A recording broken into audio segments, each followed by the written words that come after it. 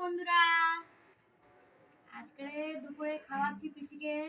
দেখো বন্ধুরা, পিসি বন্ধুদেরকে গুড আফটারনুন বলে দাও। বন্ধুদেরকে হ্যালো করে দাও, হাত তুলে বলো হ্যালো বন্ধুরা। আশা করি সবাই ভালো আছো। দেখো আজকের পিসিকে খাওয়ানো হচ্ছে।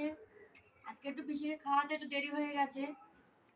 আজকে খাওয়ানো হচ্ছে মাছের ঝোল।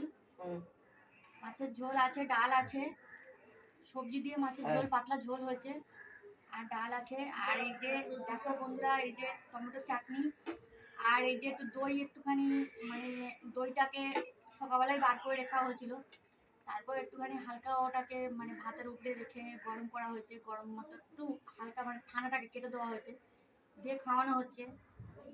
তা তোমরা কমেন্ট করে জানিও, ঠান্ডা প্রচুর তো লেগেছে পিসির।